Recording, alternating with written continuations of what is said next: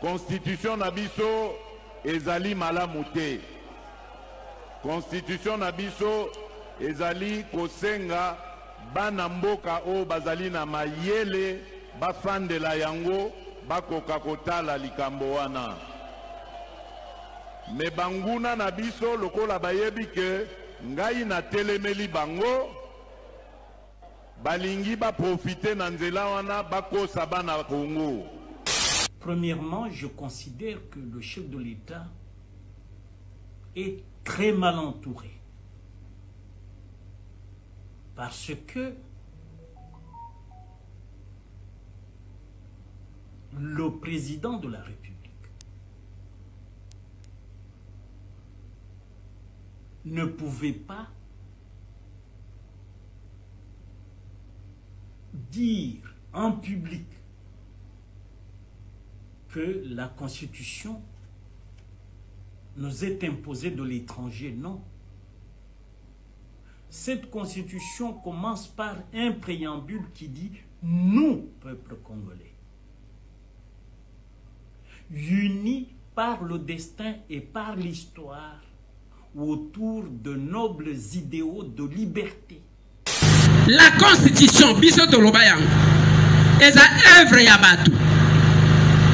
Batu basali yango. Et pourquoi ba modifier la loi?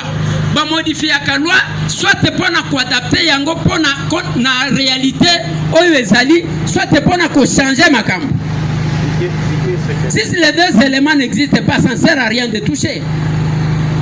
Qu'est-ce qu'on veut modifier? Tolingi to adapter yango na ba réalité nini? Tolingi to sala nini? C'est tout ça les éléments. Oh, il y a ce qui changer. Il y a une Félix Tshisekedi. Il y a une constitution. Nous disons non à ce langage pavlovien qui a empêché qu'à chaque fois qu'on veut parler de la révision constitutionnelle, que les gens agitent le chiffon rouge comme quoi on veut revenir sur le 220. Le 220 constitue le condensé des acquis de notre lutte démocratique et il doit pouvoir être préservé. Changement, il y a constitution. Ezali possible T. Premièrement parce que constitution et prévoir changement dans côté. Deuxièmement parce que changement constitutionnel nyonso et impliquera changement il y a ordre politique. Ce qui ordre politique est à changer T. Constitution est changée à T parce que raison à changer en gros et à l'ité. Le bien fondé de cette constitution, hein, oh il va qu'on touche T. Et c'est normal. Maintenant, ceux qui m'ont changé 16 fois, Kabila 4 fois, Joseph Kabila 2 fois. Tshisekedi Oyo a eu pouvoir, dans le premier mandat, il y a la constitution. Ni pour la révision, ni pour les changements. Et c'est normal. Lorsque dans le deuxième mandat, il est en Europe lors d'un voyage, il rencontre la communauté congolaise. Dans la salle, la population a scandé, a crié à Beleli, Mokonzambo a changé la constitution et... Vous comprenez mais... Soko balobi lelo changement kolobanini changement ezali bazui oyo ezalaki babomi yango voilà pe batie mususu or soko tena mubeko likondi ezane sika moko te ezali kolakisa biso ete mubeko likondi lobi faut ba changer ezate oyo azali na likao na article wana. L'article 5 de la Constitution a prévoyé le changement de la Constitution. Pourquoi j'ai dit ça? Lorsque vous allez lire l'article 5 de la Constitution et prévoir dans l'article 5, élection, le terme élection, ainsi que référendum. Et quiconque est sur place ici, a dit que le référendum interviendra sur tout ça qui n'a changement de constitution. Voilà bande kobalandi ezali sengoli susu pona kobandela pona kolobana ba imboka ete rendez-vous na bino ya mokolo alendi à 11h bozala ki ebele parce que débat ezalaki lancé autour ya changement to révision ya constitution boyebi ete mokozamboka à partir ya Kisangani à la musi le susu débat na ba salon politique na ba imboka koloba ba député population pona koloba ete bande ko nyoso o bazali na makanisi ya solo bazali ko bongola makanisi na bango pona koluka koyeba Congo ezali na pasi esengeli kosali na pesa mbote na bande ko nyoso bozali kolanda biso libanda ya Congo bokolanda biso na PES TV na www.pestvhd.com bozali ebele ba oyo ba mesana kolanda papa Sentinelle na réseaux sociaux à partir ya YouTube ya Tokundula TV officiel bozali ebele ya solo ya kolanda biso boyebiete débat na bino ezali allumé mokolo lelo bozala branché po ete tokoleka na débat bolandaki oyo toyambaka mokolo lekaki mwana mboka maître Lenga oyo azali moko ya lingomba politique ya vol ya Delis Sanga bango batalisaki makanisi na bango pe batelemelaki likambo oyo mwana mboka Félix Tshisekedi alobaki na ngambo ya Lamuka esengelo ba ete na ngambo ya Lamuka oyo azali porte-parole mwana mboka presse epenge en retour après retour na États-Unis abandi mobilisation générale déjà ya population bokomona na bilili ndenge nini asangisi population na banzela pona ko yebisa bango te sengeli batelemela likanisa Félix Tshisekedi pona koloba ete na ngambo opposition en tout cas angume ekomi makasi kasi opposition eza koloba liloba mon côté toko mona bandeko na biso ya Nouvel Élan Adolphe Muzito pona bango esengeli ko réviser constitution voilà badengo balandi to ba na biote mokola lo mokola lendi tokoleka na débat na 11h boza la brancher parce que masolo yango elekaki na yango bandeko balandi esengeli bo baite nazali ko présenter ba invité na biso pe na suka bokolanda avant to banda débat na biso bokolanda mwana mboka Félix Tshisekedi Tshilombo à partir ya Kisangani pe bokolanda ba réaction ya ba kongomani na ba invité tokolanda après tokozonga na plateau na biso sur ce plateau comme annoncé maître Lenga azali wana po ete alobaki alanzaki défi bazala mibale misato na ngambo union sacrée a ko débattre na bango parce que de l'ozali likambo bakanisi na yango na sangisi ba juriste bande kwa mibeko banganga mibeko ezala ngambo IDPS ezala indépendant ezala bango envol opposition mwana mboka Lenga na kobenga siko akota pour être ensemble na ye tokobeta masolo bienvenue na débat na biso bokolelo merci mbote mingi esengo ya royala to katsaka okima débat bien ko la saki o ezala bande kwa juriste IDPS azali o ezala ba indépendant bazala olobaki te toko bongo la makanisi pour na koluka solution autour ya question mwana mboka Félix Tshisekedi a lancé est-ce que vous allez à l'aise te kokima tina ya kokima realite na yei pona kotalisa bakongomani bosolo pa wapi ezali tokotia constitution na biso na mesa tokotia ba principe o etambwisaka politique ezala à l'interne ezala na bamboka bapaya pe tokolimbola penza malamu na kotalisama na droit kotalisama na politique pe kotalisama na social lolenge nini masolo esengeli etambola donc nazali à l'aise mingi la banzi ete bandeko tokokabola na bango plateau bakozala pe tout autant à l'aise merci Ozaki Chofanda merci voilà bandeko balandi na ngambo ya UDPS bolandaki mwana mboka na koloba su mingi te maître Wineka Kolongo ozali juriste azalaki moto ayamba koloba likambo wana ete esengeli non seulement ko réviser mais esengeli ko bongo la constitution esengeli ko changer tolobaki est-ce que ezali ballon d'essai Kabuya ballon d'essai Tshisekedi atindaki bango mais toki mwana mboka Félix Tshisekedi ye moko ataki maye na monoko te na Kisangani mwana mboka maître Wineka Kolongo na kasaka okima akimi débatté bandeko balandi boza la brancher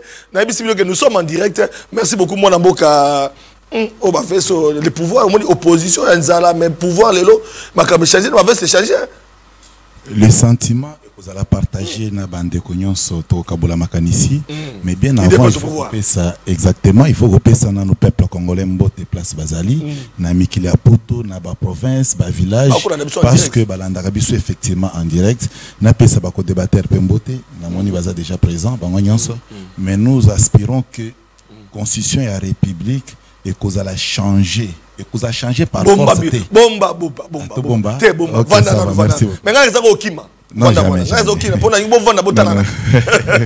un débat républicain voilà Tozo c'est la maître Eli Beni Kamalenga Tisiko dans la comité où il y a moko à union sacrée où il peut aller au solo à constitution et c'est bon il y a assistant à l'université Tozo c'est là azana zela pour être alors que papa Sentinelle na komanda plateau moko na lombangu na koyambangu talaka bambouteille j'espère que maître Eli Beni akoya so comité c'est que moi na mboka winner les loyo et ko chauffer pour na éviter winner à kobimela wapi les autres combat cage voilà un indépendant d'esprit aussi, il n'est pas analyste politique.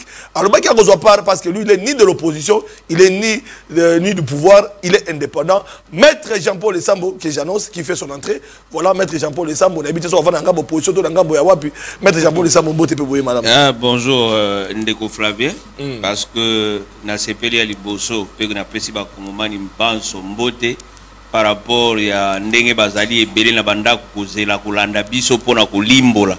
Topé kopesa makanisi par rapport ya makambo ezali koleka na mboka na biso na pesi pe ba ko débatteur na nganyo so mibale mbote maître Lenga et puis ndeko winner qui est à ma droite et puis na sengi na population en tout cas lelo bolande mission malam bolanda ngona bokebi ebele parce que nous voulons à ce que le peuple puisse comprendre parce que to boy lobby ezaraba mimi peuple soit na référendum soit na likambo songolo peuple alobi to loba kité donc to koloba lelo bon ovandi wana bien koza na union sacrée oza noka na kati te ngai union sacrée oza pe opposition pété pour le moment ngai Jean Paul en face avant na ngambo te avant na pemene maître Jean Paul zawana maître Eli Beni Kamalenga n'est pas encore avec nous bande ko balandi le temps peut-être qui a coma to leki na ngambo réalisation bolanda na bokebi bande ko balandi tomeki ko fouiller ko sala ba recherche pour que débat za elengi bokolanda mwana mboka Félix Tshisekedi Tshilombo na Kisangani akolobela makanisi na otali révision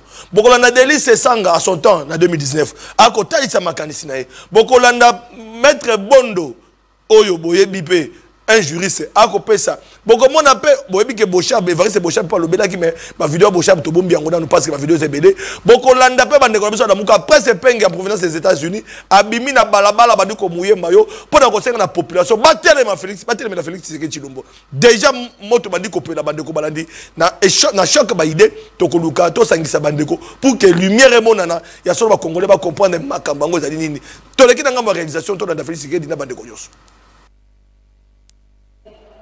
oyo bazali koloba likambo ya révision to ya changement ya constitution likambo wana ebangisa bino te bana mboka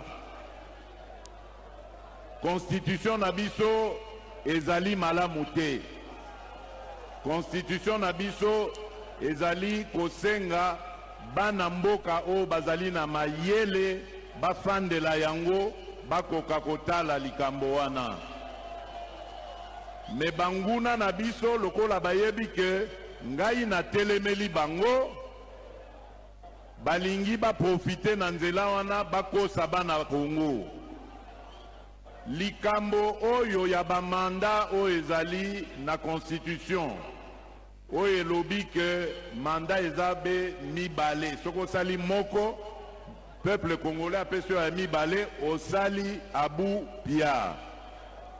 Likambo wana pona ko changer yango et sengeli kaka peuple congolais yemoko o abetela kyango sete. Ezali likambo ya président de la République ite. Kasi président de la République azali garant ya bon fonctionnement ya mboka.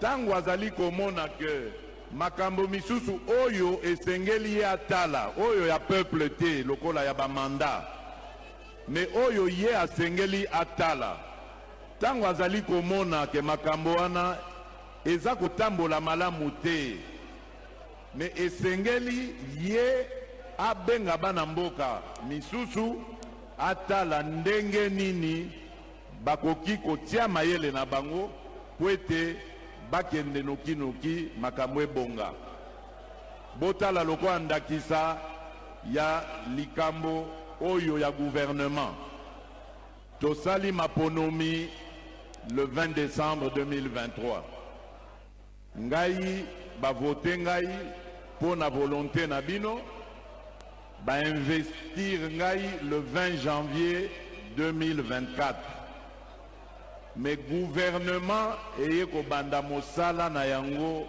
na mois de juin ezali normal te nyonso wana parce qu'il fallait koleka ba étape na ba étape oyo constitution na biso ezali kosenga wana lokola par exemple likambo ya ba mandat na assemblée nationale ezali eloko moko validation ya mandat na Assemblée nationale ezali eloko moko ekosalema en 2 jours tokoki kozwela yango 1 mois te po ete bureau. Cette constitution est évidemment une constitution congolaise. C'est une constitution congolaise faite par les Congolais et pour les Congolais. Tout est parti de Sand City, c'était les Congolais qui étaient là. Et après, cette constitution a été adoptée par référendum populaire du 18 au 19 décembre 2005. Le référendum signifie l'implication de tout un peuple. Et ici, donc, nous n'avons pas affaire ici à une petite sœur d'une constitution belge ou autre. La constitution consolidée. En RDC, donc s'il faut... Les faiblesses de la constitution consolidée.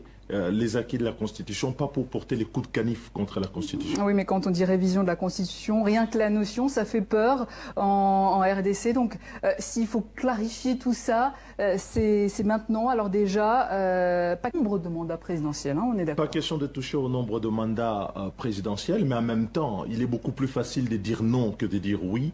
Nous disons non à ce langage pavlovien qui a empêché qu'à chaque fois qu'on veut parler de la révision constitutionnelle, que les gens agitent le chiffon rouge comme quoi on veut revenir sur le 220.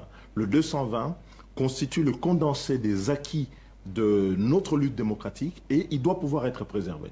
Alors au final, 34 articles au total à réviser. Nous sommes dans une position où la Constitution, biso lobayang, est à œuvre ya batu. Batu basali yango. Et pourquoi ba modifier la loi? Ba modifier la loi soit pour adapter yango pour na réalité oyo ezali, soit pour changer makambo. Si les deux éléments n'existent pas, ça ne sert à rien de toucher. Qu'est-ce qu'on veut modifier? Tolingi to adapter yango na ba réalité nini?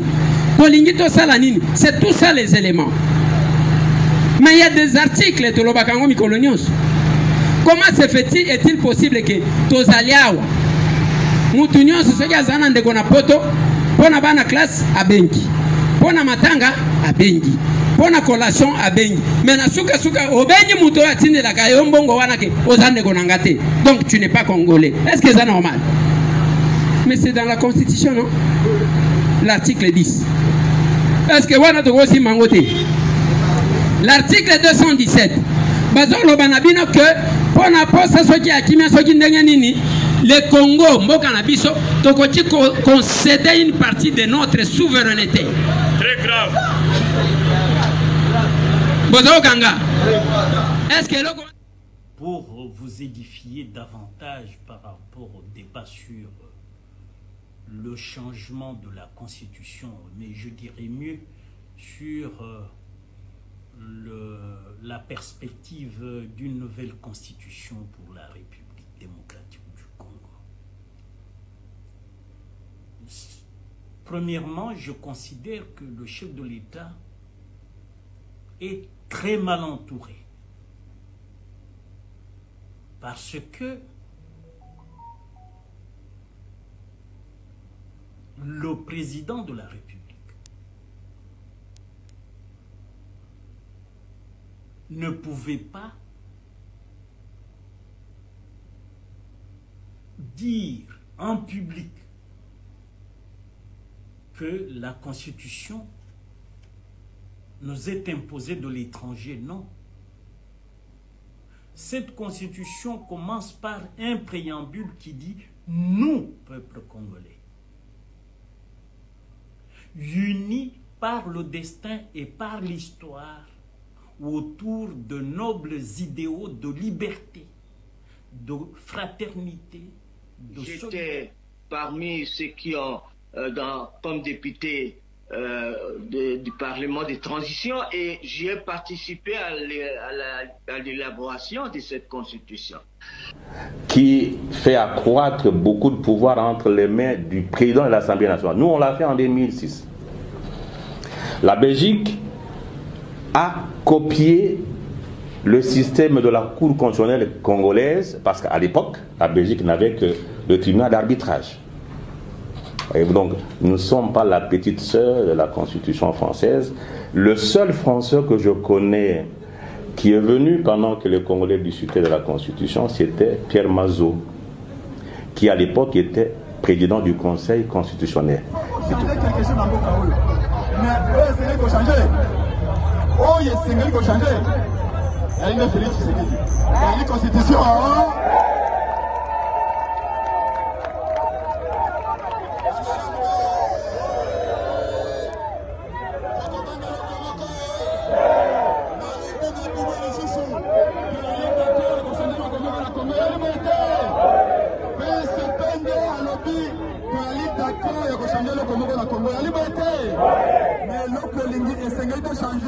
Et Aline de Messeferi Chilombo. Nous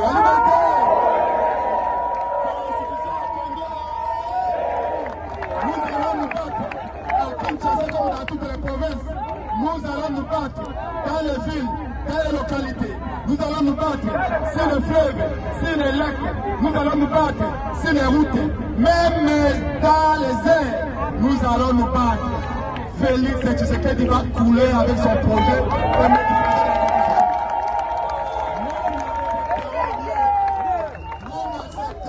Absolument rien.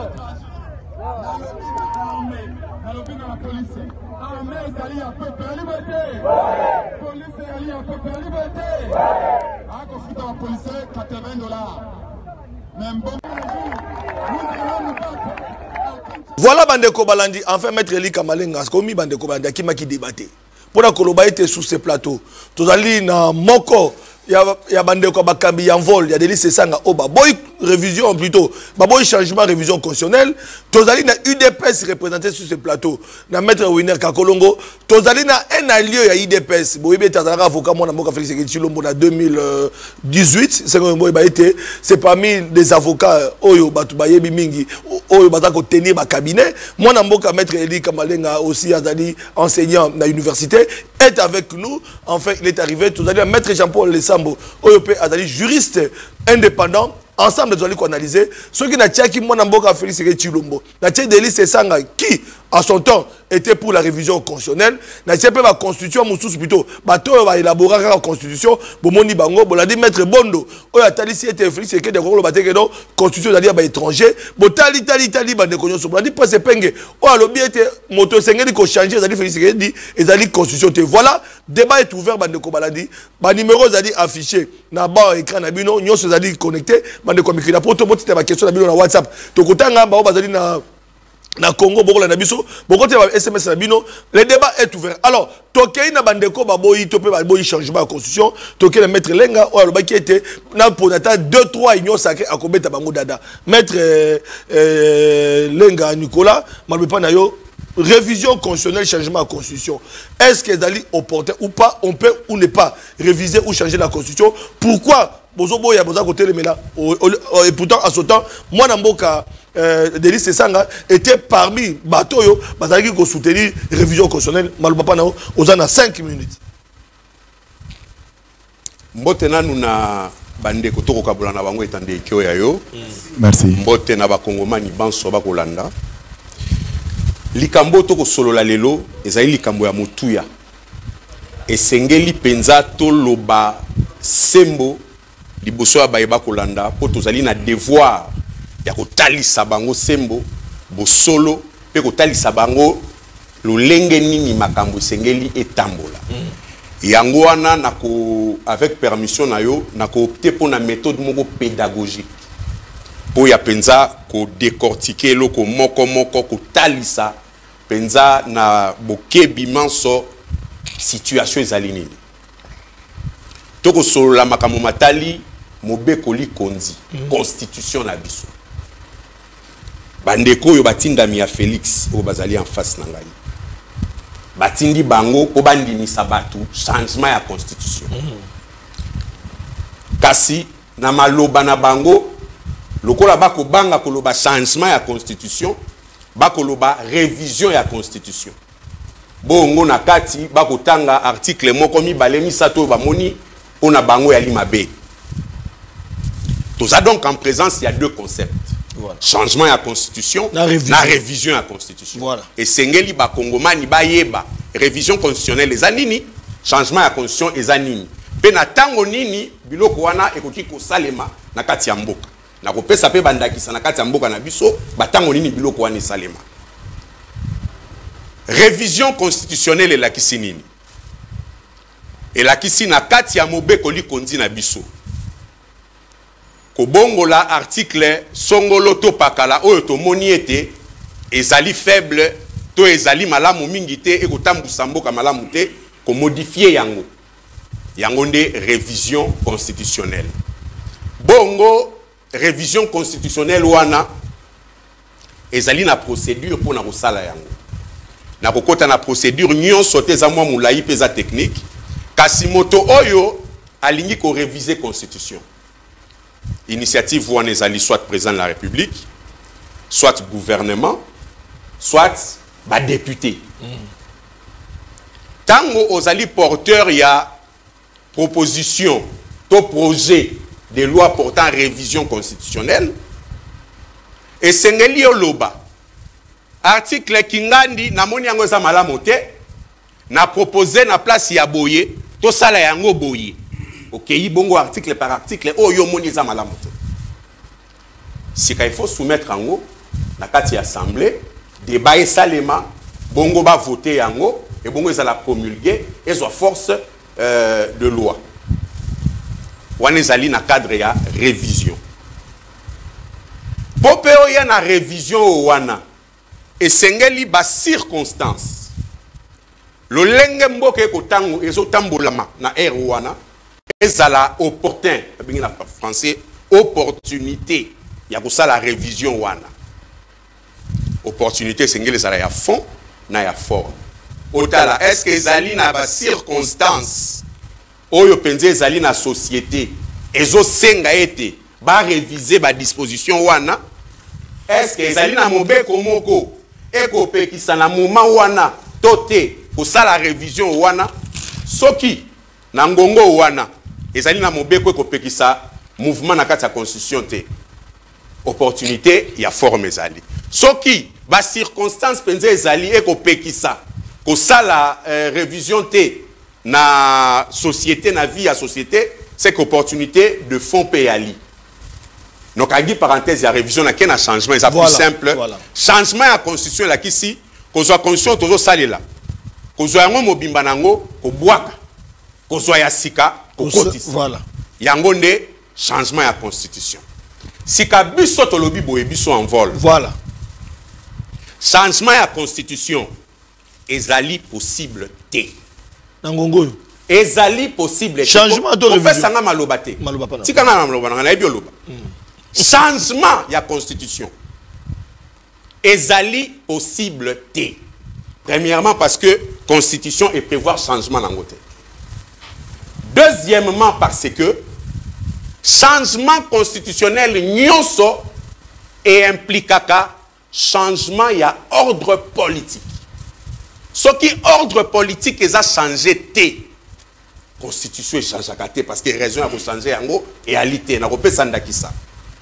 Congo est accédé à l'indépendance en 1960. Et sengelaki mobeko oyo ya nouvel ordre politique wana et à la mise en place pour Congo et Tambola. En 1960 ba belge ba salaki constitution moko oyo prévoir 4 ans après, et puis ça va congolais, makasi, bango moko, va s'organiser, va la constitution na bango. En 1964, Congo a sali constitution na ye, ya liboso.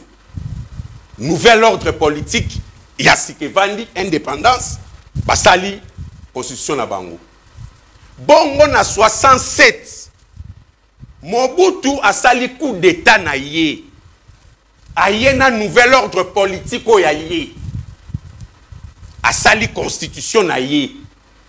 Oyo Mbuta Tshisekedi na ba Mbuta Liaou ba edaki Mobutu a asseoir dictature na ye. Na constitution na ye 1967. Une minute. Constitution wana 1967 et subir ba modification et belé. Na lobi ba modification, ba révision parce que c'est constitutionnel. Tango tokomi na 1990. Tokoti na démocratie. Nouvel ordre politique et l'ongoli dictature. Na conférence nationale souveraine, basali projet ya constitution kasi lokola Mobutu nano alongwa kité et pena na tsundola ki makanisi ya dictature te asali forcing to kwei na kati ya transition moko te 97 projet wana ekoma ki constitution te Mzee Laurent Désiré Kabila ye asali rébellion na ye azu pouvoir nouvel ordre politique ye Mzee aye na constitution na texte moko ya 4 articles 30 secondes oui. Après 97 Mzee bakati Kingo na 2003 basali constitution ya transition puisqu'on était dans la transition. Après tango bato ba Keisan City ba Sololi ba Zongi to décider qu'il faut qu'on raisonne na nouvel ordre politique oyo ya démocratie institutionnelle. Na 2005 to sali constitution ya Sika et passé na référendum bato ba voter yango ba promulguer yango na 2006 constitution evandi ordre politique oyo me mabiso telelo yango. Donc Félix a voulu changer constitution té. Et ça à moins ka biso kalinga instaurer dictature na ye to monarchie parce que le nouvel ordre politique n'est pas advenu. Mais tout ça a coquille qu'on changer constitution. Té encore changer té, mais encore réviser. La révision n'a rebondir 2-3 secondes. Oui, oui, encore réviser. La révision, et l'objet que Félix a dû réviser. Et l'objet, révision est alliée constitutionnelle. Oui. On peut réviser d'ailleurs. Il a été clair. D'ailleurs, Bisso en vol. Bon, ça va. À coquille ou pas? Bisso en vol. Ton régime à Félix Bago. La révision constitutionnelle est constitutionnelle. Cependant, il y a question d'opportunité. Il n'y a pas d'opportunité. Merci. Opportunité, zalité pour nanini, de fonds et de formes. 30 secondes. Ah voilà. Il y a une opportunité de fonds et de formes quant à la révision en ce moment. De fonds, pourquoi? Parce que la priorité est ailleurs. Voilà. Les alliés sociaux, il y a des Congolais. Félix Yemoko n'a biloko belé à l'oba. Bino opposant Nzala. Les alliés sociaux. Et puis bino opposant Nzala. Sika, il y a des pouvoirs pénals Nzala. Na rozongela yango. Voilà, merci. Une opportunité de forme Nzali parce que article 219. Merci. Et lobby que pendant l'état de siège, aucun mouvement ne la Constitution. Merci beaucoup. Maître Eli Beni Kamalenga. Ah, voilà. Tozalaki na mela mapio. Yo yakina yo mtu yakina likamona na plateau. Na okina mettre Eli akimanga ça fait ba mois ebele ba mboule ebele. Mettre Eli Beni Kamalenga na ko soso sika. Les membres doivent se taire. Voilà. Merci. Voilà, merci. Malobe pa na yo. Merci beaucoup, Papa Sentinelle. Merci na bandeko. Na landi avec opportunité, avec beaucoup d'intérêt, de quoi en vol, Maître Lenga. Je crois que c'est tout à fait républicain. Il faut que chacun vienne avec ses idées. Voilà. Aïna makanisinaye pour ou contre. Et je crois que au Bazola Nabiso a plus intelligent que se réunit. Bazar Hollanda et puis Bazar Misala idée et la situation. Voilà maintenant notre version de fait. Voilà. La situation à l'ICAM. Je crois que Ndeko Yanvol, il a insisté sur l'opportunité. Voilà, il est clair. Et je crois que Constitution en 2006, il y a 18 février 2006, il y a un moko et organisé un mécanisme, il y a révision à Yango. Tout retenir ça c'est un. De deux, ce que l'histoire constitutionnelle en Bokanabiso, la loi fondamentale qui nous au comment na arrivé à musée en 1997, au côté que l'histoire constitutionnelle en Bokanabiso est quand même abondante. Et puis, très mouvementé. Tout le monde dit que et loko oyo et ça la que mon beko ezala changer na mboka ezala nini, il faut qu'on bande d'abord par là. Ba changer mon beko na kotala ba réalité socio-politique, culturelle et même économique na kati na mboka. Ba changer mon beko pour changer té. Parce que na Rolandaye il a parlé de Mobutu. En 1967, Marshal Mobutu a changé 16 fois la constitution OEI à Salaki. 16 fois. Voilà. C'était normal. A changé, doit réviser. Et a révisé plutôt. Excusez-moi les termes. Excusez-moi. Il a révisé 16 fois. Tu vois que le paix, il y a changement. Voilà. Aye ko réviser 16 fois constitution oye ayaki na yango et oya achaki en place 16 fois. Mouzé Kabila en 1997 aye ko zo décret loi constitutionnelle numéro 3 du 20 juillet 1997 oya est révisé 4 fois. C'était normal. Mouzé. Voilà. C'était normal. Ndeko Kabila et payé. Après constitution en transition il y a 2003 où il y a cité ayeko sala et toyeko zwa constitution il y a 18 février 2006 on Ndeko Kabila a révisé 2 fois. Troisième fois et simbaki te parce que peuple a s'opposé. Voilà. Ouais, ben normal. Et ça qui est normal. Tozongi maintenant na opportunisme. Voilà. Ndeko ayebisi bino mon opportunité de fond et de forme. Peuple congolais a d'abord ayeba.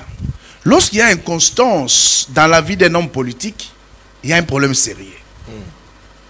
Ndeko envol Ouazali liboso na biso parce que alobi IDPS consort représenté ou ba envoyé à Félix Tshisekedi tozala ya yo kabiso mais siko ya yo kabiso. Voilà. Ndeko sesanga na programme ya campagne na ye en tant que candidat chef de l'État, il a parlé de la refondation de l'État. C'est-à-dire esengeli ko refonder mboka na biso par rapport à ma bébé le ezali po toza na lolenge ya sika ko tambolela na ndenge aliment. Et entre autres éléments à l'obéli likambo ya révision constitutionnelle. C'était normal.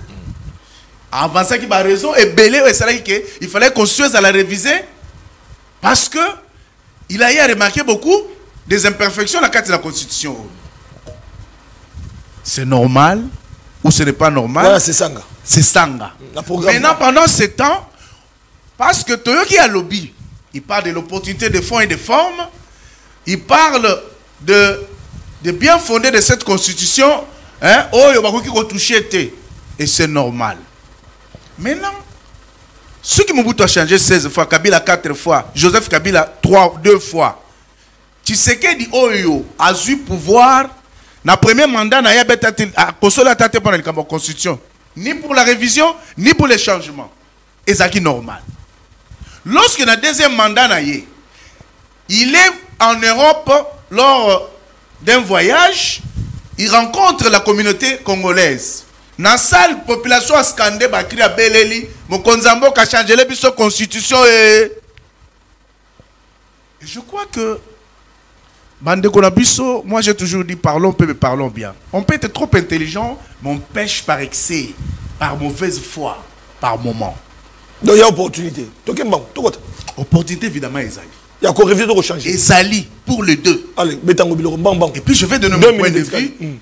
Donc c'est pour vous dire que pour que le mécanisme d'abord Ouana Ezali actionné, Ezali prévu dans l'article 218 où il y a Meki ko énuméré 3 éléments. Hein?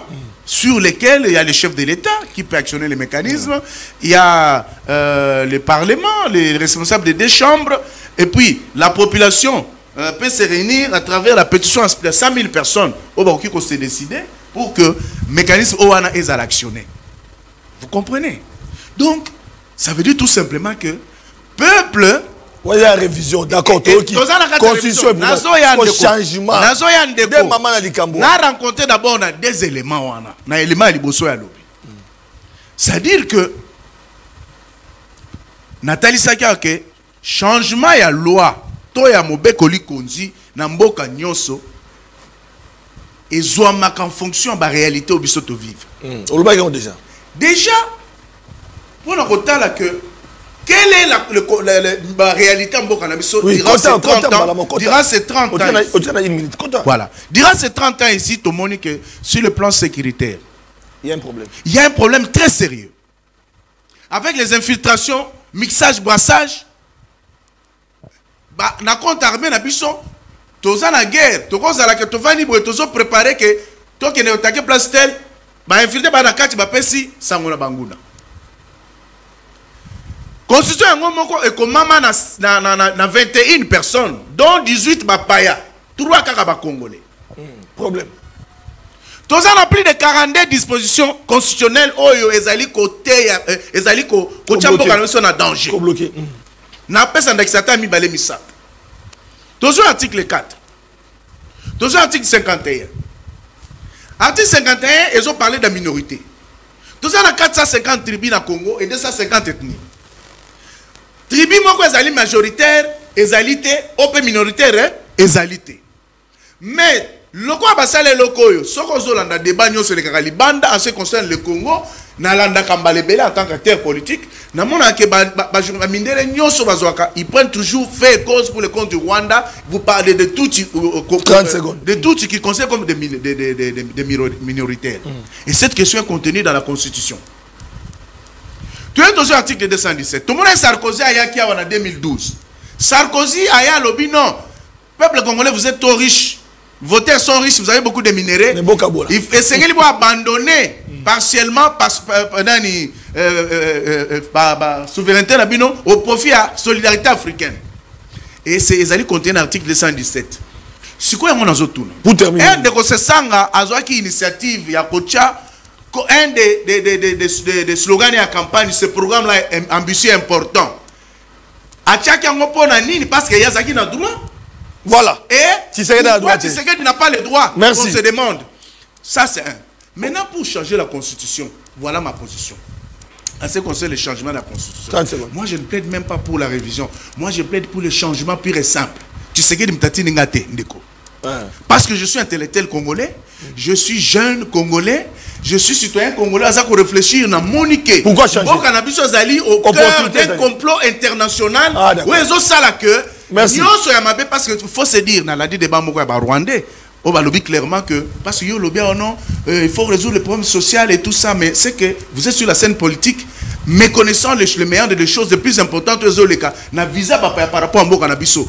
Voilà ce qu'ils disent. Le problème pour congolais, il n'est pas social, il n'est pas économique, mais il est politique. Pourquoi? Parce que Bapesa, Mouzé Kabila, en 1996, encore à l'Emera, Bapesa na Rwanda 300 km, Bapesa na Burundi 300 km, Bapesa na Rwanda 300 km. Et nous sommes les continuer à la constitution. Mais Angola, Bossani, na Matadi, na Mboko, Yako Bisabiso, Bangolais va continuer déjà. Mais on est dans zone. Na Mboko ni. Yango. De Gosungangai. Yango. Na Songololo. Yango na zolo. Papa Sentinelle. Je dénonce. Nyonso ezo salema na ezali contenir na carte ya constitution. Ezali contenir na carte ya constitution. Voilà pourquoi le Congolais essayez de changer la constitution pour Kolanda te ba dongolo miso baza ko jouer pour la cause Merci. Maître Jean-Paul Lesambo. Osunginga te yo zaki na Congo central. Bangolais ba koti ba place au lady azo sala manzela wala vous passez.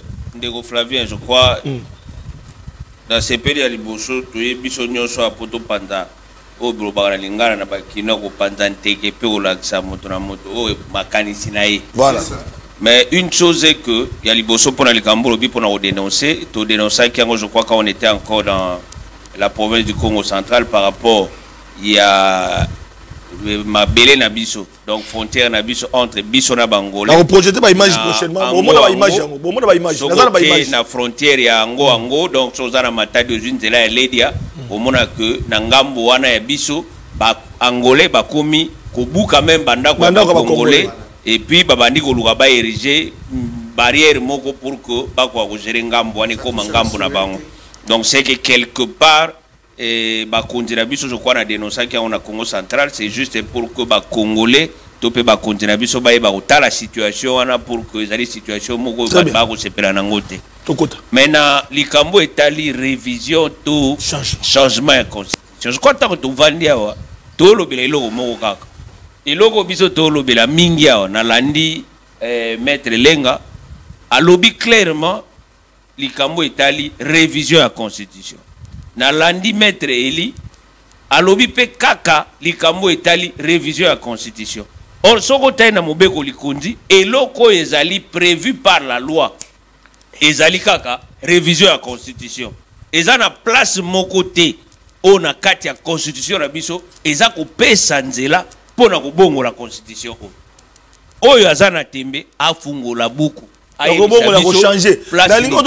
Changer pour comprendre bien. Changement ya mibeko. Voilà.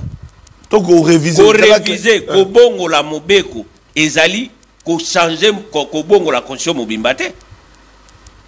Ce qui total je crois mettre Lenga pese ki exemple ya ndenge ba ko bongo la mobeko.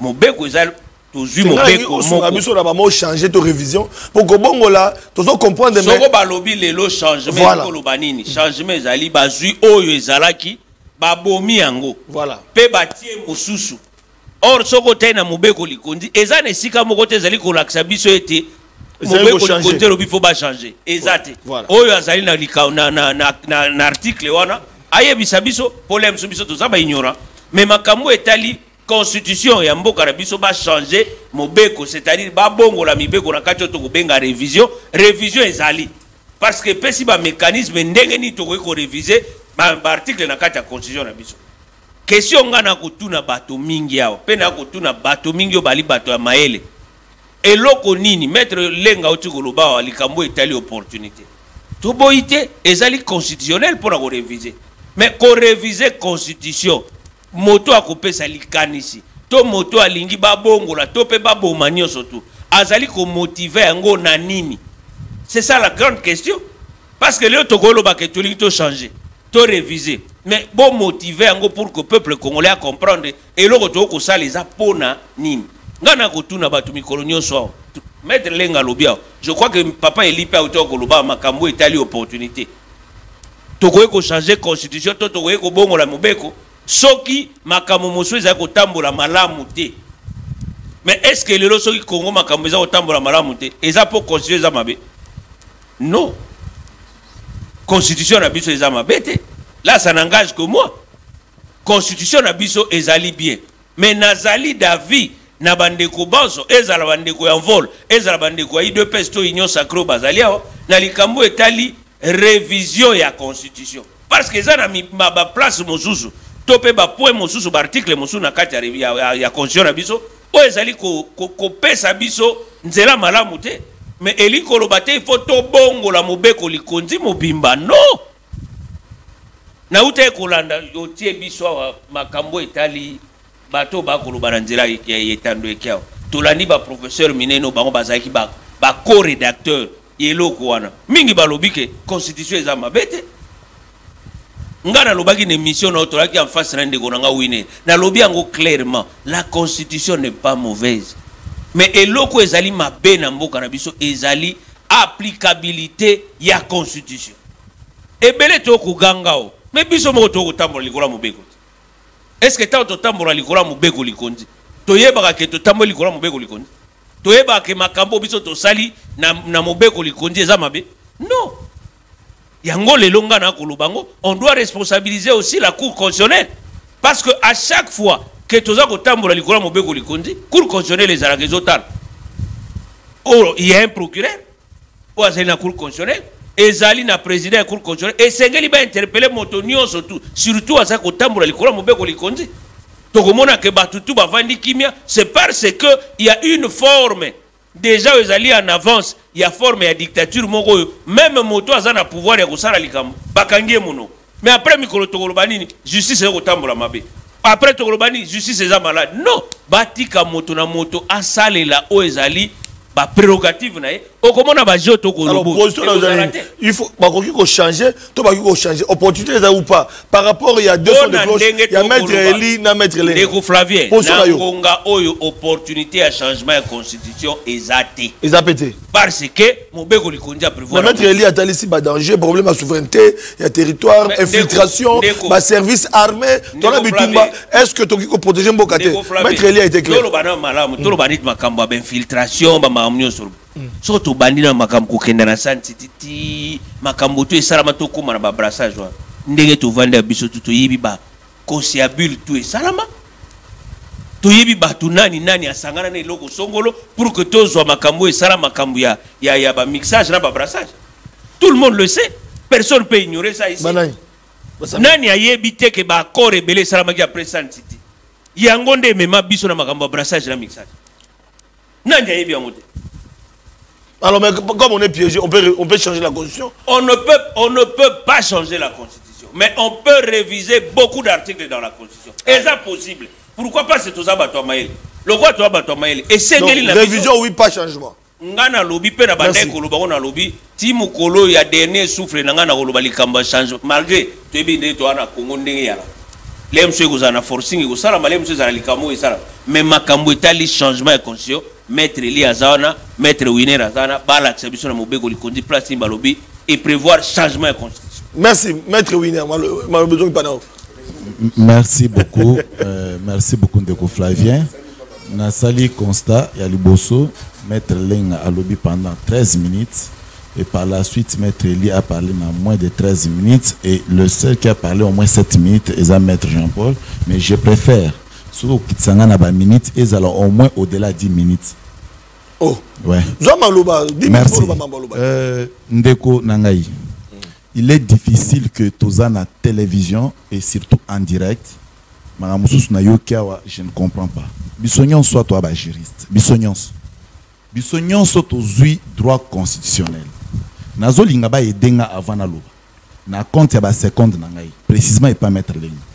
Attendre langa combo constitution ya 97 au Tshisekedi a participé constitution na binga constitution nini.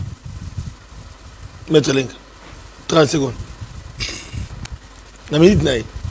Merci na ngongo pesi tango toko loba esengeli dans le monde français il faut qu'on s'écoute pour qu'on puisse discuter il faut qu'on s'écoute esengeli toyo kana na lobby na 1967 tango Mobutu asali coup d'état na ye Étienne Tshisekedi soko ebite zonga ba chef no ba ko ebisa yo na Marcel Liaou Bangonde ba travailla na confection ya constitution oyo wana. Kombo ya constitution wana. Chaque constitution a une date, chaque constitution a un nom. Nous avons, voilà, soit Bosseni Azala courageux, il y a Kolban public il a oublié, ou soit il a menti. Il ne faut pas faire digression. Non, non. Je dis, je donne. Je m'excuse, cher confrère. Je m'excuse, cher maître. Au rafler parole, je récupère ma parole, maître. Ah, ok. Récupère. Cher maître, Ndeko, je vous dis, tous en Congo, où le peuple va subir ma mobilité dans les médias. Tshisekedi n'a jamais kokota na labo pour concevoir soit la conception et la constitution moko soit-il il y a 67 1967. Non, je vous dis que il va pour ça les recherches pas ça na ba cité. La constitution dont on parle de 67, c'est la constitution de Louabourg et révisée pour la première fois en 67. La constitution de Louabourg la constitution de Louabourg de 64 a été révisé pour la première fois en 67. Et à ce moment-là, Tshisekedi travaillait certes avec Mobutu. Il travaillait. Oui. Voilà. Mon rejoindre. Non. J'ai dit ceci. Élaborer une constitution, c'est autre chose que réviser la constitution. La révision. Exactement. Ok. On évolue. Oui. La révision de 1967 s'appelait la constitution des révolutionnaires. Oui, il a révisé. Non. Le loi Labour. Tshisekedi a révisé. Non, pas confectionné. Il ne faut pas dire. Lui voulait insister. Non, j'ai dit ceci. Je savais que. Vous savez, les jours où vous avez fait l'émission. Non. C'est lui qui a la parole. Vous n'avez pas la parole. Cher confrère, vous n'avez pas la parole. Flavien, les jours où vous avez fait l'émission, na maître Lenga bien sûr, j'avais écouté la répéter sur ça plusieurs fois. En taxant Tshisekedi de vouloir concevoir une constitution avec M. Mobutu. Ce qui voudrait dire, la constitution de 64, qu'on appelle la constitution de Louabourg, que Mobutu avait promulguée d'ailleurs en 65.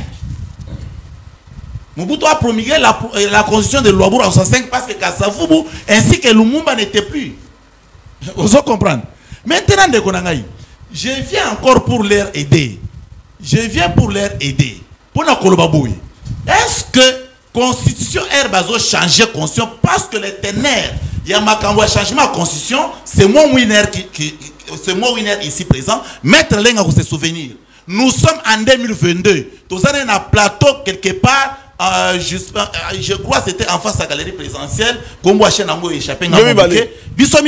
lui ai dit que la constitution de la République et qu'on allait changer à cette époque-là. Oh, on l'a déjà. Je lui avais dit. Maintenant, ça, on déjà. Si voici là une bonne mémoire. Maintenant, pourquoi la constitution, on me pose le préalable pour dire que Nakati a constitution le 18 février, terme changement de constitution et qu'en plus, mobile et changement de constitution, c'est plutôt révision de constitution. Non, tout en article 5, parce que nous avons et constitution, eza mobeko oyo bapesi peuple pour voter. Or so tali article 5 et prévoir élection à référendum. Or la référendum est là uniquement que pour le changement de la constitution.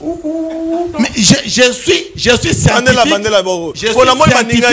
Je suis scientifique et j'assume. Je dis ceci. Voilà. L'article 5 de la constitution a prévoyé le changement de la constitution.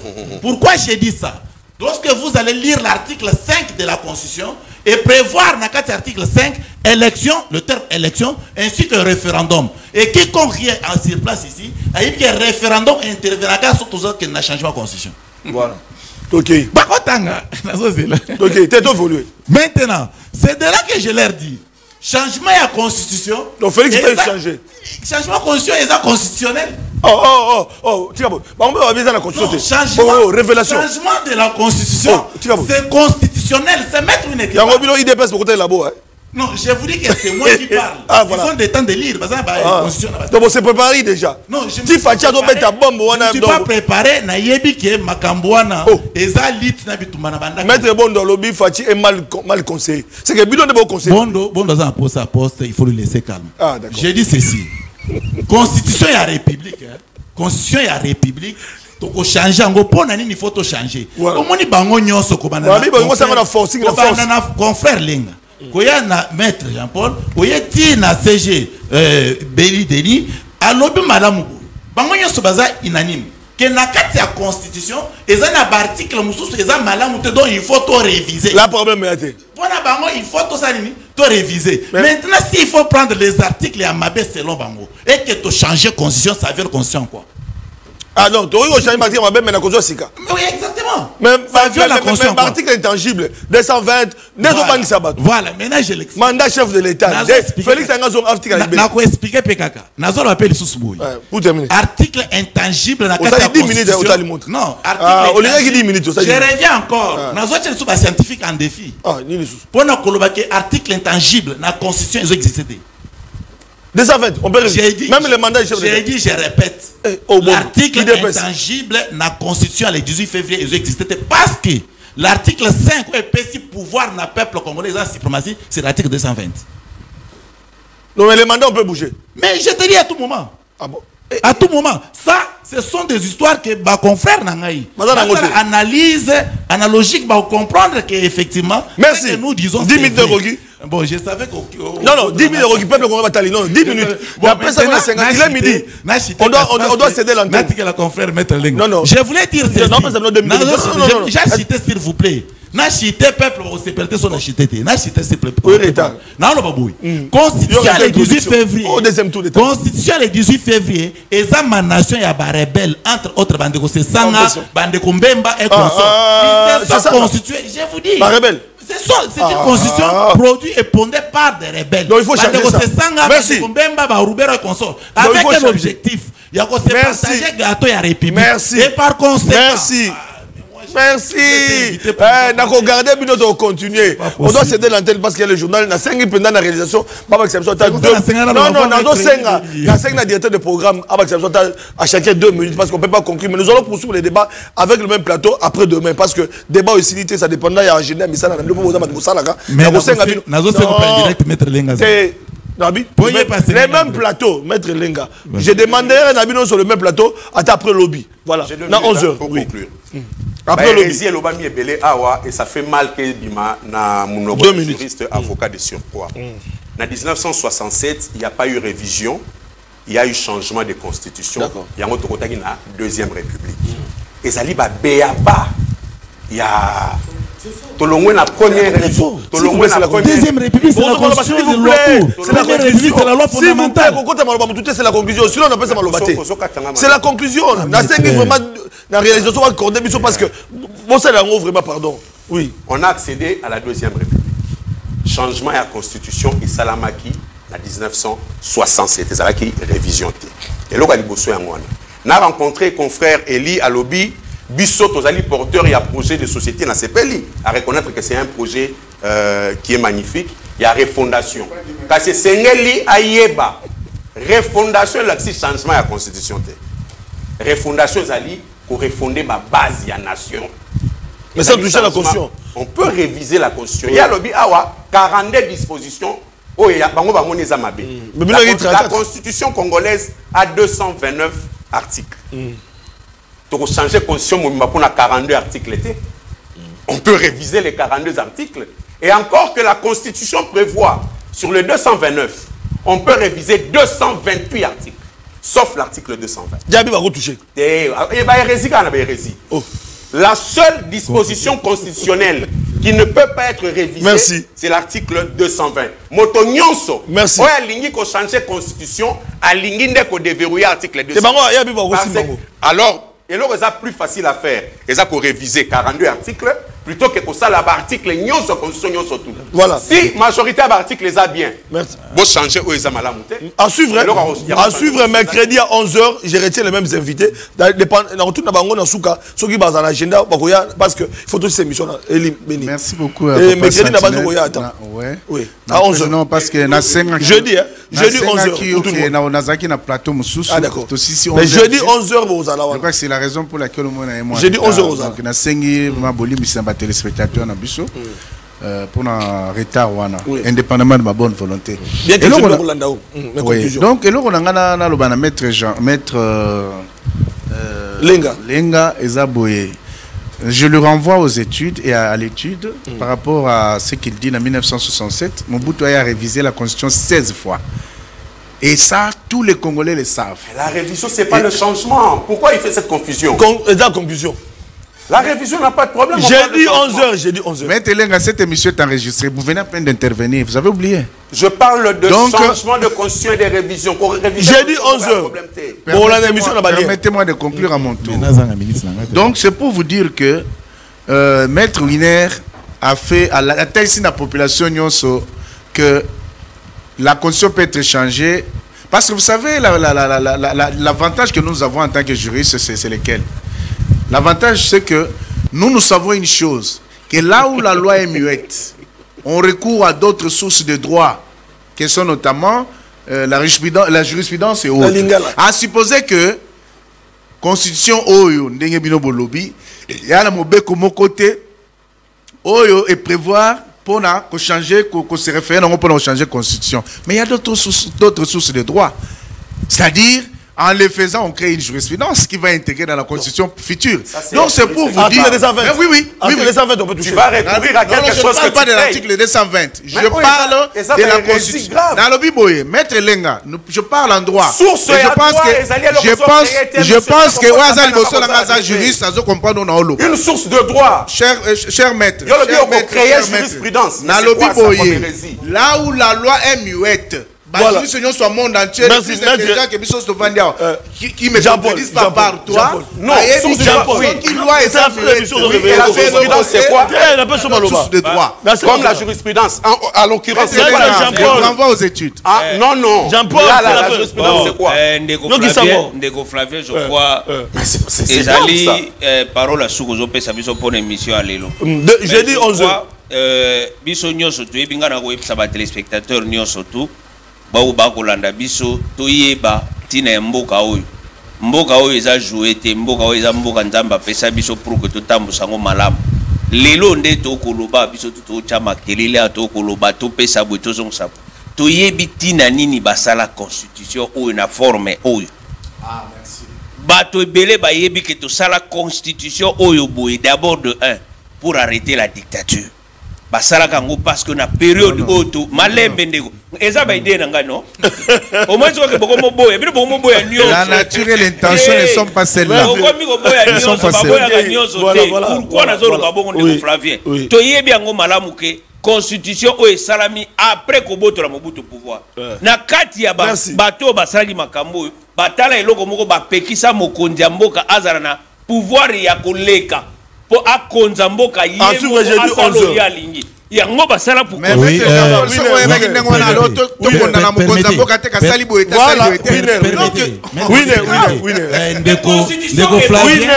vous plaît.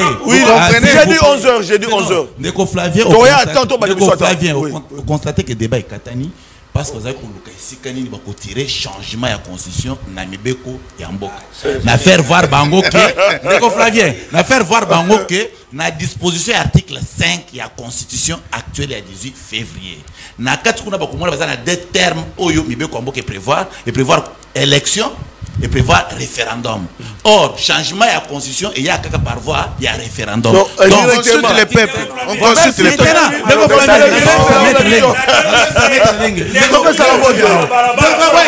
J'ai dit aux jeunes,